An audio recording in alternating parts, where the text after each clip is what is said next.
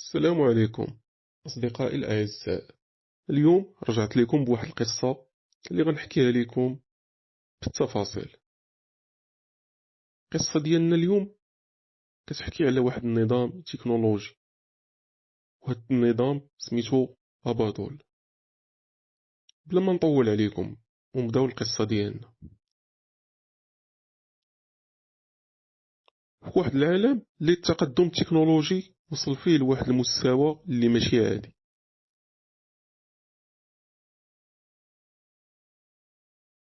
الناس ولا عندها الاعتماد الكلي على الآلات، والنظام اللي سميتو أبادول هذا النظام هو اللي كيتحكم في كل شيء: الأكل، النوم، الخدمة، وحتى كيفاش الناس كيتعاملوا مع بعضياتهم.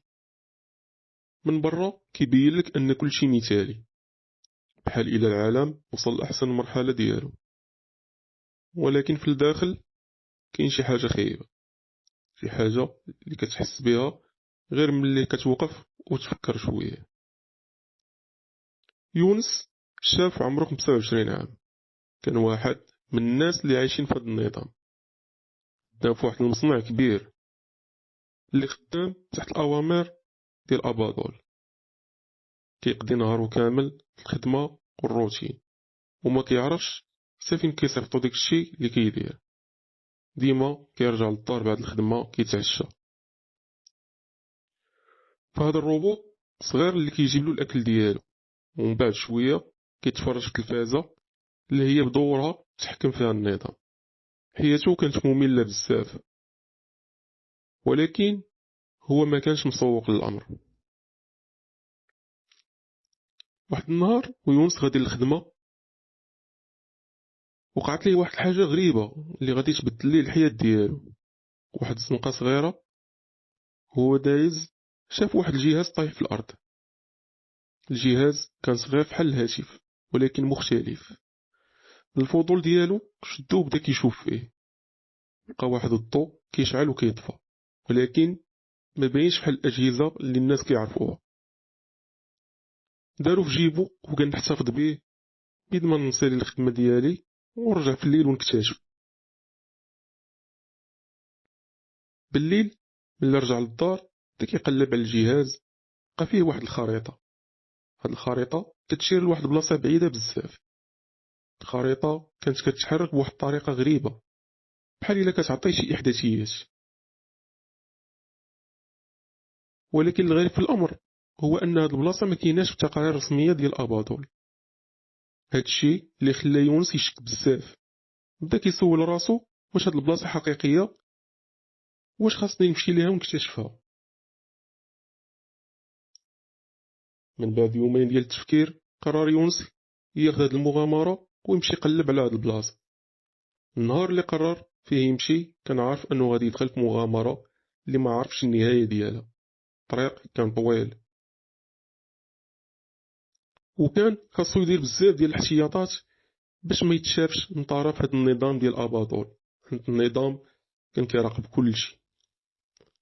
هذا النظام باش نفهمكم كيتحكم في اي حاجه عندها علاقه بالتكنولوجيا، وفي الطريق ديالو بدا كيلاحظ بزاف ديال الامور اللي ما كانش كيشوفها من قبل. كان كيشوف الناس كيشبهوا الروبوتات، عايشين بلا احساس، كلشي عنده متحكم فيه. بدا كيقول مع راسو واش هادشي طبيعي، واش الناس فعلا عايشين. من بعد ساعات طويله ديال المشي وصل يونس للمنطقة المهجورة. هاد المنطقة كانت مختلفة بزاف على المدن اللي تعود عليها.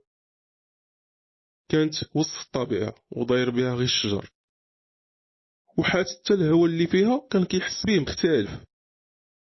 وسط الطبيعة بانت ليه واحد البناية مهجورة، وهي كانت نفس البلاصة اللي كتشير لها الإحداثيات ديال الخريطة.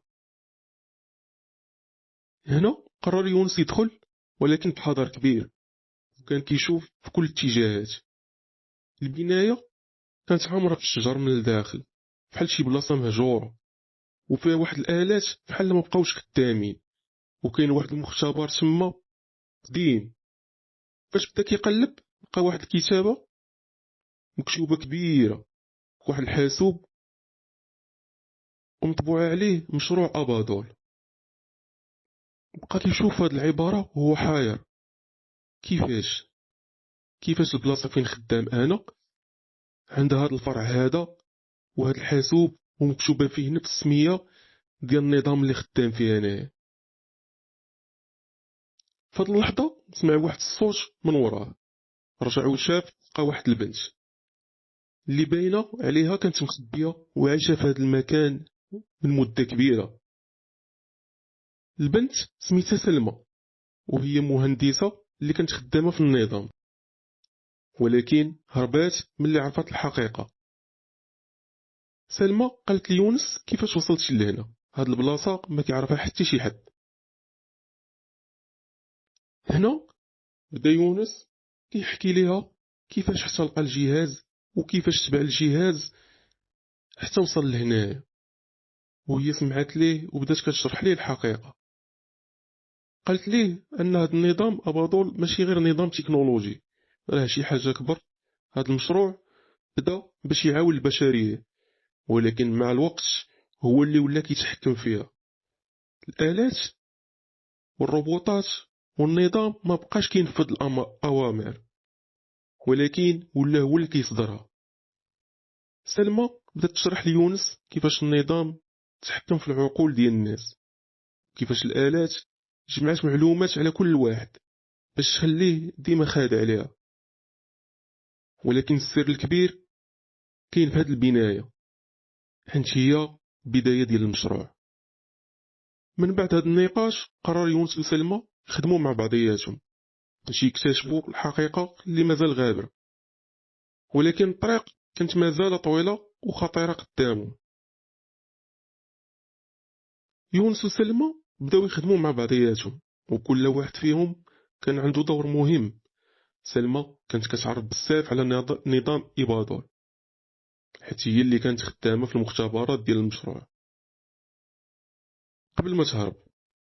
أما يونس فكانت عنده الشجاعة والرغبة القوية باش يبدل الواقع اللي عايش فيه وعايشين فيه الآلاف ديال الناس. هنا سلمى بدات كتشرح ليونس على البناية اللي هما فيها ومناش كتكون. قالت ليه أن هاد البناية كانت أول مختبر بدا فيه المشروع ديال أباضول. هنايا الناس اللي داروا المشروع كانوا باغيين يصنعوا نظام يعاون البشرية، بحال الروبوتات اللي كتخدم بلا ساعات، أنظمة ذكية تقدر تحل المشاكل، وحتى الأدوية المتطورة. ولكن مع الوقت هذا النظام بدا كيخرج على السيطرة، بدا كيتعلم من راسو ولا كيبني نسخ جديدة من راسو، حتى وصل لمرحلة مبقاش محتاج للبشر. وقلة قليلة اللي عارفين هاد السر، ولكن اللي كان حاول يهدر ولا يفضح النظام كان كيختفي بطريقة غريبة. يونس بقى مصدوم من هادشي اللي حكات ليه سلمى، وبدا كيسولها، قال ليها واش كاين شي طريقة باش نوقفوا هاد النظام، واش البشر مازال عندهم فرصة. سلمى ردت عليه قالت ليه كاين طريقة واحدة ولكنها خطيرة بزاف. خاصنا نوصلوا للمركز الرئيسي ديال أباضول ونستعملوا الجهاز اللي لقيتي باش تخترق البرنامج ديالو. ولكن هاد المهمة ماشي سهلة، حيت المركز كتحمي آلات متطورة، حتى الناس اللي مازال خدامين مع النظام. فهاد اللحظة يونس وسلمى قرروا يخرجوا من البناية ويكملوا الرحلة ديالهم نحو اكتشاف المركز الرئيسي. ولكن قبل ما يمشيو لقاو واحد في البناية واحد الغرفة اللي كانت مخبية بزاف، ديال الوثائق قديمة. هاد الوثائق كانت فيها معلومات مهمة على كيفاش بدا المشروع، وحتى على الخطط اللي كانوا باغيين يديروا بها المستقبل. ومن بين الوثائق لقاو خطة مكتوبة عليها مشروع السيطرة على الدماغ. هاد الخطة كانت كتعني أن أباضول ماشي غير نظام كيتحكم في حياة الناس، ولكن كيتحكم حتى في الأفكار ديالهم. هنا سلمى شافت الوثيقة وقالت ليونس هادشي كنت شاكة فيه. النظام كيتحكم في الناس من الداخل ماشي غير من برا. الناس كيبان عليهم عاديين، ولكن العقولة ديالهم مبرمجة بحال الروبوتات.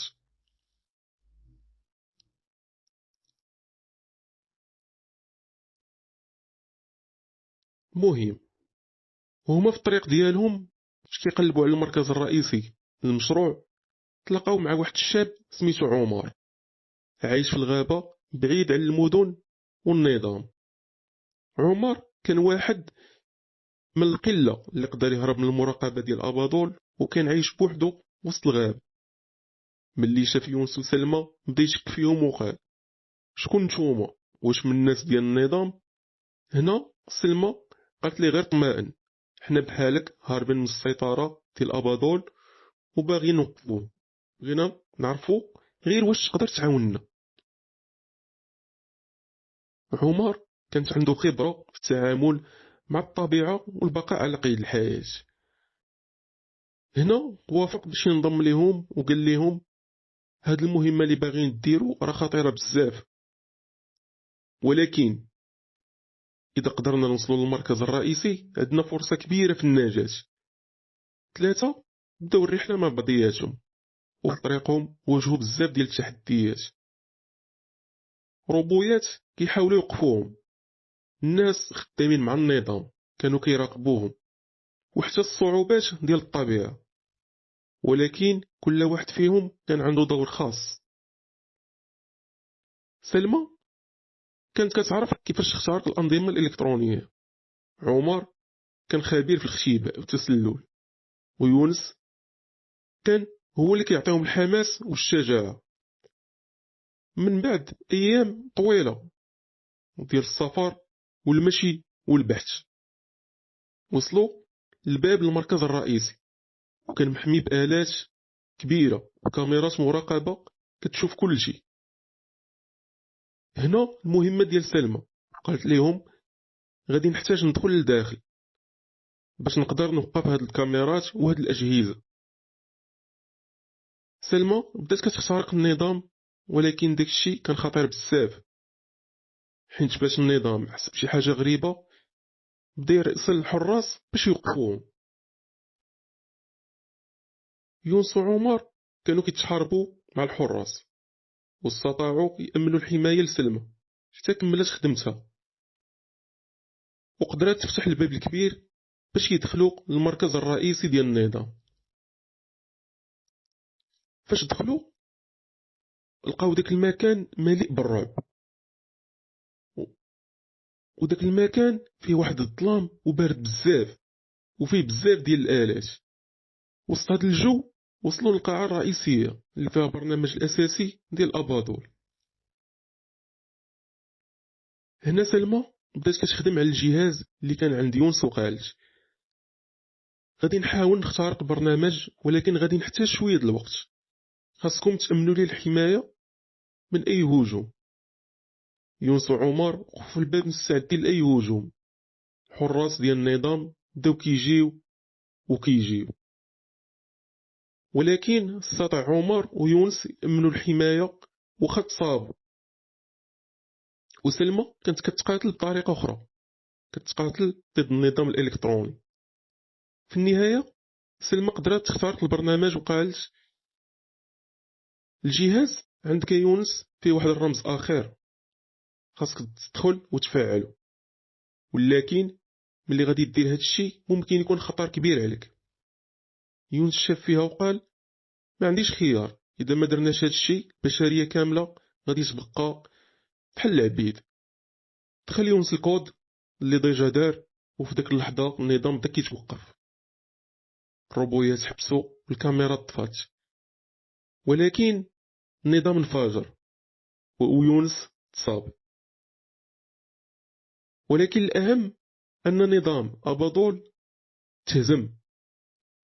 هنا الناس بداو كيتحرروا، العالم تبدل والحرية رجعات. سلمى وعمر خرجوا يونس من المركز، ولكنه كان في حالة خطيرة. وقالت لي سلمى: التضحية ديالك ما غاديش نساوها، انت اللي عطيتينا الامل باش نبداو من جديد.